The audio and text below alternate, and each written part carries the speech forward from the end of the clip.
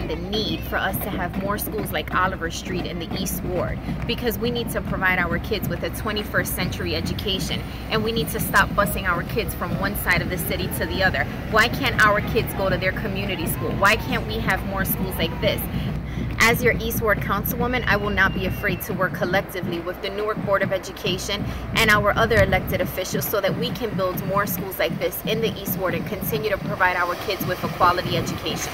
One of my biggest frustrations as an East Ward resident, which has also urged me to run for council, is the lack of quality of life services in the East Ward. As Councilwoman, I will ensure that they're provided to the best capabilities of the workers here in our city. We can do better. How could we say that the East Ward is clean when there's clearly litter everywhere? There's clearly spillage everywhere. You don't have to call someone you know to get it done. It'll just be done because it's what you're entitled to as a constituent of the East Ward. Welcome to Veja TV's continuing coverage of the 2018 Newark municipal elections. On Tuesday, May 8th, 2018, the citizens of the city of Newark will elect a new mayor, 4 at-large council members, and 5 ward council people, 1 from each ward. Veja TV has tried to inform the community of the positions of all the candidates for Newark East Ward council member, and today we're pleased to have with us Crystal Fonseca, a former member of the Newark School Board, who will be telling us what her positions are and what is most important in the upcoming election. Veja TV reminds everybody to please make sure you vote on May 8th. It has been our role to try to inform you so that you can make an educated decision. It is critically important that you do participate on May 8th so that we have a more responsive and effective government going forward. So with that, we'd like to welcome Crystal Fonseca here to Veja TV. Thank you for having me. It's our pleasure. So Crystal, Veja TV is predominantly a Portuguese and Brazilian audience. Some of them know who you are, but why don't you tell us a little bit about your background? So I am an East Ward resident. I live right next to Nasto's Ice Cream, which is one of my favorite places.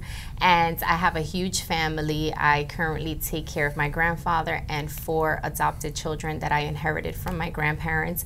And here in the city of Newark, I've been a former board member, Newark Public School Board member, where I served for 3 years. And I dedicated a lot of the work that I did into the schools here in the East Ward.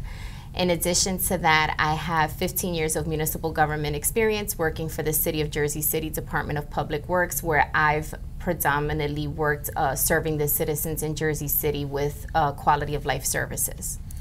So, Crystal, why don't you tell us a little bit about why are you running for councilwoman? So there were a few factors with that, but one of the major things are, as a school board member, my access was limited to just supporting the schools themselves. And I just feel like we have a lot of issues in the city, and I thought that it was very important for me to expand the work that I've done in the school district into our city, specifically in the East Ward. As a resident, I can see that we're lacking major services and we pay the most taxes. So it urged me to say, well, you know what, if I have absent leadership here, then I need to make moves for my city, and I chose to run for council. Now, you were running on a slate with current councilwoman from the Central Ward, Gail Chaneyfield Jenkins, who's Yes. running for mayor, and which Veja TV hopes to have with us tomorrow. Yes. Why don't you tell us a little bit about why you chose to run with Councilwoman Jenkins? And as part of that, what is your evaluation of Mayor Baraka and his administration during the last 4 years? So I was fortunate enough to be asked by Gail to be a part of her ticket, and I am very excited about that because one of the things that Gail did when she put her ticket together was that there was a very inclusive ticket. And with the current administration, I feel that there's a lot of segregation, which is something that's affected our city for many, many years. And she made sure that she expanded that our ticket looks like everyone in our city. And so being a part of that team is just an honor because of that, especially for someone like me, because I'm all about the diversity in our city, so that was important for me. But also I'm very happy with being on her ticket because we have a ticket that is majority women. So we have 6 women running on this ticket, which is history in the city of Newark. It's unheard of. It's never happened. And on May 8th, once our team is elected, you'll be able to see that women are leading the city of Newark, which is unheard of. Now, you have 3 running mates for the at-large position. You want to just tell us a little bit about who they are? Yes, so the 3 at-large candidates are Hector Cachado, who has been in the city for a very, very long time. He was the former deputy chief of police. He was also a councilman back under Sharp James's administration, so he's been around for a very long time. Betsy Walker, who's another at-large candidate. Betsy has dedicated so much of her life to the city of Newark. She not only worked for the Board of Education, but she also was a council member under Sharp James, and she also advocates for senior services. That's been, with me working with her, that's been my most experience with her. That's been like her passion. And then we also have Ariana Perello, who is a former board member. When I won the election and I served on the board, Ariana was the president of the Newark Public School Board. And Ariana is a very quiet person, but there's so much passion, and it's all about the community and the youth in our city, and she's dedicated her time, just like myself as a board member here, and decided to run because there's more work to do in our city. So, well, thank you. And we want to remind all our viewers that on May 8th, you do get to vote for mayor. You have 4 votes for at-large. You can vote for anyone. They don't have to be all from a same team. You can pick and choose 4 candidates you feel are most appropriate. And then you get to pick one of the candidates for East Ward, of which Ms. Fonseca is one. And we remind you that we did interview 3 of the other candidates, and you can check Veja TV website for those interviews if you wanted to refresh what some of their positions may be. So, Crystal, why don't you tell us, what do you feel are the most important issues facing the community at this time? For me, most importantly, are constituent services related to quality of life. So I think that we have a major gap right now, specifically in the East Ward, when it comes to garbage collection, street sweeping, snow plowing services. We don't have that right now, not to the level that it should be. So that's something that's very important to me, and like one of the #1 things on my platform. Secondly, I also think that we need to work better with our police department and have better public safety. Something that I always advocate for is that when you see police presence in your community, it makes not only the residents feel more comfortable, but it makes your community look safer. And when the criminals are coming in, they actually see police all the time. They're not going to stay around. And we don't see that right now. Right now, what we see are police cars driving through the city or responding to a call, as needed, but we don't see that walking the beat kind of old school style, which I think is extremely important when it comes to public safety. And they're doing a phenomenal job, but when they say that crime is low in our city, those are not facts. Because if you're speaking to the constituents, you will see that there is a lot of crime. We have a lot of carjacking happening. We have people being assaulted. I remember leaving a meeting 2 weeks ago and someone got stabbed on Jefferson Avenue. So we need more police visibility in our community. And one of the other things that I will continue to be passionate about is the education of our students. If we don't empower our youth and prepare them for a 21st century education, we're not going to prepare them to have the skill set to go to college and actually be able to do things with their life. We in our East Ward, we have 2 brand new schools, which is great, but if you walk through some of the other schools, we have some of the oldest buildings, in the entire state. And so like when we put our kids in these environments and we're not working with our other elected officials to fix what's happening in our schools, what are we really demonstrating to the youth? That's something for me that's always been important, and I will continue to fight for that. So, along the lines of public safety, again, we have a lot of Brazilian viewers on Veja TV. The issue of Newark being a sanctuary city is of concern because there are a lot of, let's say, family members of viewers who are undocumented status. What is your position in reference to Newark being a sanctuary city? Well, as a Newark school board member, I sponsored a resolution that was approved to protect our immigrant and refugee students. because although we have a lot of issues like nationwide, I believe that the East Ward is one of the most diverse communities in our city, and I'm about protecting the people that are here right now, specifically our students. So when I sponsored that resolution, what I wanted to ensure was that that they're not going into our schools harassing our children, and they can't speak for what their parents did. So I think that we needed to, what I thought was that we needed to pass a resolution where we're protecting that community and not shutting them out. Specifically here, like, we have such a diverse population. Everyone says it's just, predominantly Brazilian and Portuguese, but if you walk down the East Ward today, we have a lot of Central American residents, and they're here. We have to protect them. Very, very well. Now, on education, you're somebody who has considerable experiences in this area, having served on the school board.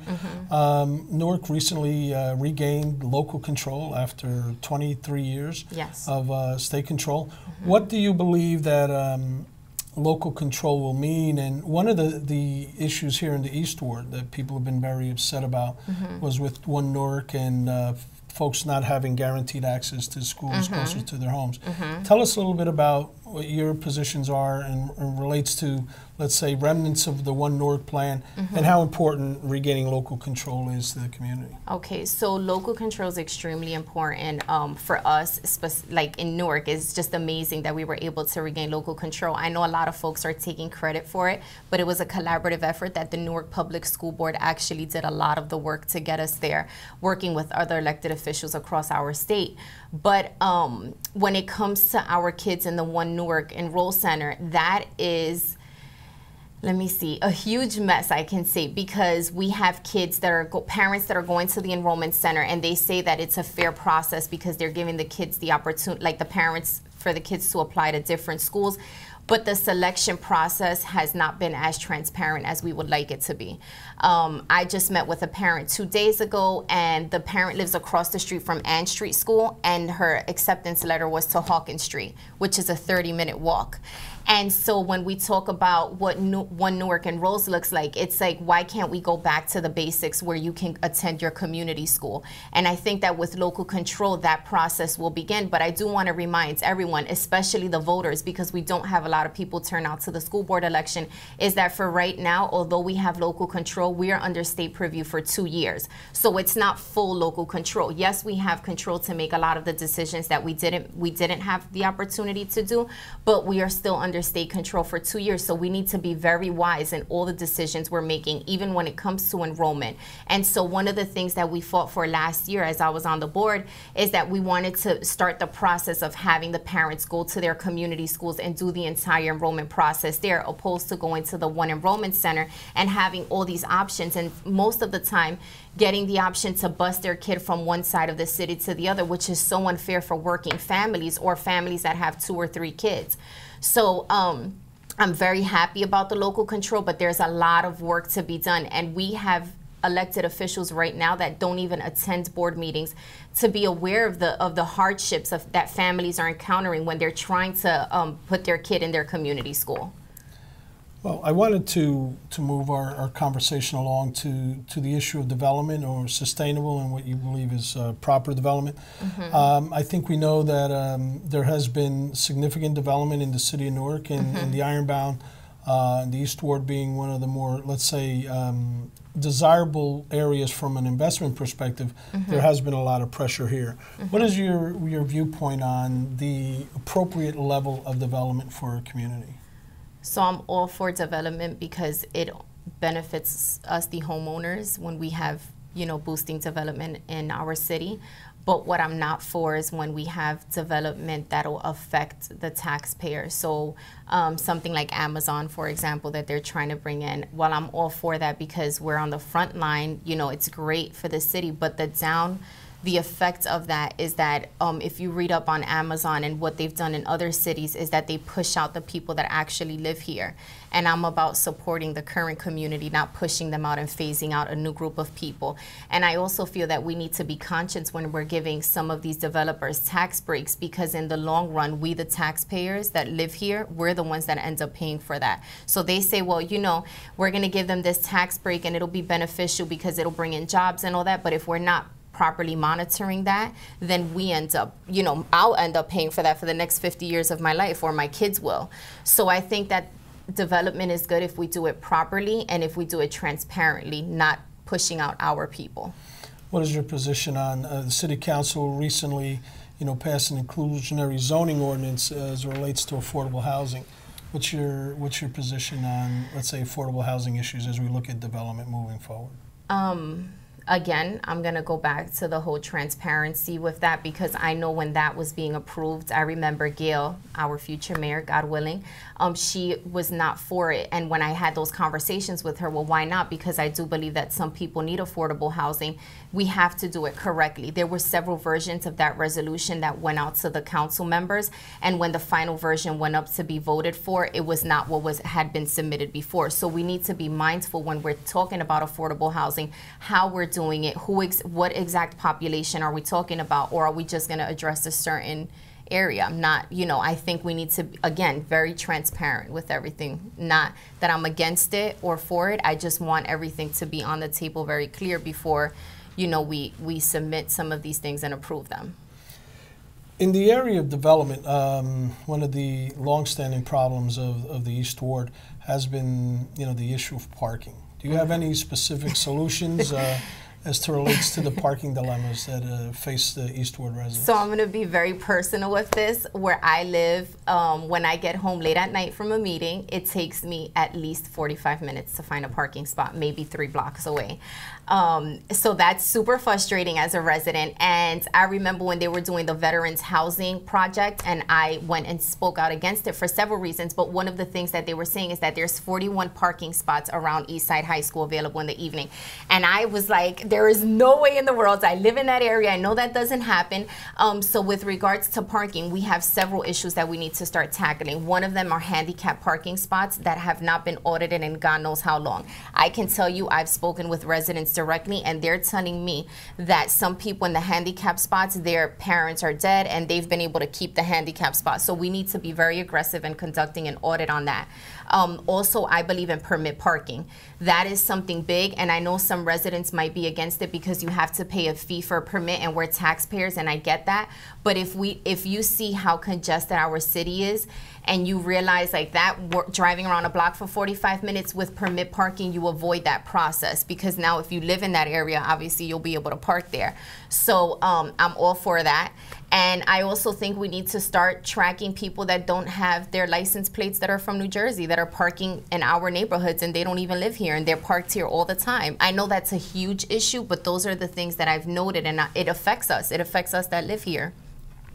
Well, thank you for that. Moving on, to the issue of citizen services, constituent services, you have experience of that in your, let's say, your day job in Jersey City. Yes. Why don't you tell us a little bit more, let's say, council members' legislative role? Yes. What is the role of a council member, and how do you think you would be able to improve on the delivery of, constituent services for the city of Newark?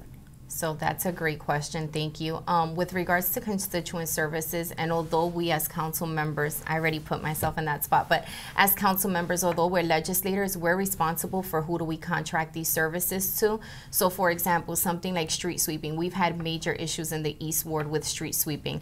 And one of the things that was done was that the city stopped paying their street sweeping vendor. For whatever reason it was, nothing was ever really clear, but they stopped paying that. But what they did do is that they awarded a contract to purchase street sweepers. The street sweepers that they purchased are not made for this type of city. They're leaving more debris down than what they're actually picking up. So with my experience in municipal government, which is what I've done my entire life, is that you understand, you're educated on what type of sweeper works for a specific community. Do you have the experienced drivers to operate this type of equipment before I go out and purchase with my capital plan on this type of equipment? Even with regards to garbage and recycling collection, the city does their garbage in-house, and that's all great. But as legislators, we're responsible to see what is more cost-effective to the taxpayers of our city. If we have trucks that are 20 years old and we're still trying to service a city of this size, and we're just trying to do it because we keep our, our staff employed, and we just do the Band-Aid approach approach on fixing the equipment whenever it breaks down and then bringing them out, but it's costing us more money to do that. As legislators, we are responsible to invest in that. Let's buy newer equipment through our capital plan. Let's make sure that the people we're putting on these trucks are able to do the service in our community. And we're lacking that tremendously here. I mean, even with the recycling collection, sometimes your garbage gets picked up 2 days later. It's not because the employees are not working, or maybe too many of them called out. As the legislator, you are responsible of the mayor appoints the director of sanitation, for example, of the Department of Public Works, and the mayor has to work with his council. So if they're not communicating that and the person they have in charge cannot execute the work, then that's a problem. But you need to know the ins and outs of it. You know, you need to know it's a lot of work, but if you have the experience in it, you can talk about it and kind of have that open dialogue on how to do those services better, because we're not doing them. The city's filthy. So I wanted to get your view on, you know, obviously a clear discussion point in this election. Councilman Amador, the current incumbent, is a five-term incumbent, which shows that clearly he's had the support of the community. What is your general position on, you know, the concept of term limits, and, you know, why do you feel, let's say, by you challenging him, you feel that it's time for a change? So I'm going to make it very clear. Something that I believe in is term limits. I don't think that any person should serve more than 2 terms. Just the way the president serves 2 terms, I believe, and the mayor does, I believe that a council member should also only serve 2 terms. Because after you're serving for so long, you become very comfortable in your seat, and that ambition or the reason of why you were running or what you were doing, it's not there, and it actually reflects that right now, I think, in our city. That's my opinion personally. And I believe that also we need to start empowering our youth and passing on the baton. We have a lot of leadership in our city that's constantly saying we want to prepare the next generation, you know, we want to pass on the baton, but how many of our current council members are doing that? And even with our council person here, after all these years, if you have not been able to complete your job within the time that you've been there, what else could you possibly do in 4 years? But I do want to say something, and I say it very often because I want to be very clear. I can work with anyone, because if we're in this for the right reason and we have the right mission in mind, which is to serve the residents in our city, then I'm willing to work with anyone. But I believe that after a certain amount of time, if you have not completed your task, then it's time for someone else to take that job, and someone else to show what their skill set is and what they can do to improve our city, because it's about empowering one another. So that's just my take. And also, I believe that we need women leadership. We lack a lot of women leadership in this city. We have, you know, Councilwoman Crump, and we have Gail Cheney-Field Jenkins, but there is no other women leadership. There's no young leadership in our council, and it's time for our city is changing, and we need to move it forward. We can't just sit idle as we've sat for a while now here in the East Ward.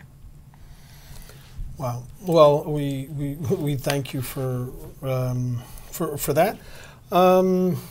You know, we still have a little bit of time. There's one issue that also is important to the community, but, you know, there's a limited amount of ability that a council person can touch.